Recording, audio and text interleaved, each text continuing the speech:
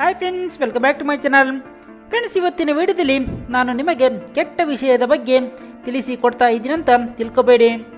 Friends, ಈ ಲೋಕದಲ್ಲಿ ದೇವರು ನಮಗೆ ಕೊಟ್ಟ ಸ್ವಚ್ಛವಾದ ಫೀಲಿಂಗ್ಸ್ ಎರಡು.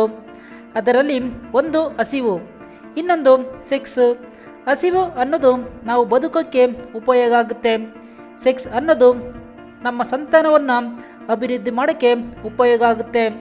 ನಾವೆಲ್ಲ ಈ ಪ್ರಪಂಚದಲ್ಲಿ ಇದ್ದೀವಿ ಅನ್ನೋದಕ್ಕೆ ಕಾರಣನೇ ಸೆಕ್ಸು. ಈ ಪ್ರಪಂಚದಲ್ಲಿ ಎಲ್ಲ ಮನುಷ್ಯರು, ಪ್ರಾಣಿಗಳು, ಪಕ್ಷಿಗಳು, ಕ್ರಿಮಿಕೀಟಗಳು ಕಾಣಿಸ್ತಾ ಇದೆ ಅಂದರೆ ಅದಕ್ಕೆ ಕಾರಣನೇ ಸೆಕ್ಸು.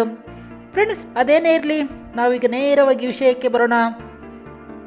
ಫ್ರೆಂಡ್ಸ್, ನೀವೇನಾದರೂ ನಮ್ಮ ಚಾನಲ್ಗೆ ಹೊಸಬರಾಗಿದ್ದರೆ ದಯವಿಟ್ಟು ಲೈಕ್ ಮಾಡಿ, ಶೇರ್ ಮಾಡಿ, ಸಬ್ಸ್ಕ್ರೈಬ್ ಮಾಡಿ. ಬನ್ನಿ ವಿಡಿಯೋನ ಶುರು ಮಾಡೋಣ.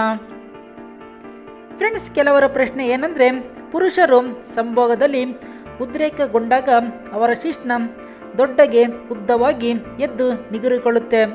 ಆದರೆ ಮಹಿಳೆಯರಿಗೆ ಹೇಗೆ ಉದ್ರೇಕ ಆಗುತ್ತೆ, ಅದನ್ನು ಹೇಗೆ ತಿಳಿದುಕೊಳ್ಳೋದು ಅಂತ ಹುಡುಗರ ಪ್ರಶ್ನೆ. ಸಾಮಾನ್ಯವಾಗಿ ಮಹಿಳೆಯರನ್ನು ಉದ್ರೇಕಗೊಳಿಸುವುದು ಸ್ವಲ್ಪ ಕಷ್ಟದ ವಿಷಯ. ಸಡನ್ ಆಗಿ ಆಗುವುದಿಲ್ಲ. ಪುರುಷರು ಇದಕ್ಕೆ 10 ರಿಂದ 20 ನಿಮಿಷಗಳ ಕಾಲ ಮಹಿಳೆಯರನ್ನು ಉದ್ರೇಕಗೊಳಿಸುವ ಎಲ್ಲ ರೀತಿಯ ಅಂಶಗಳು ಪ್ರತಿಯೊಬ್ಬರಿಗೂ ಗೊತ್ತೇ ಇರುತ್ತೆ. ನಾನು ಹೇಳೋ ಅವಶ್ಯಕತೆಯೇ ಇಲ್ಲ. ಹೀಗೆ ನೀವು 10 ರಿಂದ 20 ನಿಮಿಷದಲ್ಲಿ ನಿಮ್ಮ ಚೇಷ್ಟೆಯಿಂದ ನಿಮ್ಮ ಹೆಂಡತಿಯ ಎಲ್ಲ ಕೆಲವು ಮಹಿಳೆಯರ ಯೋನಿಯನ್ನು ಉದ್ರೇಕಗೊಳ್ಳುವಂತೆ ಮಾಡಬಹುದು.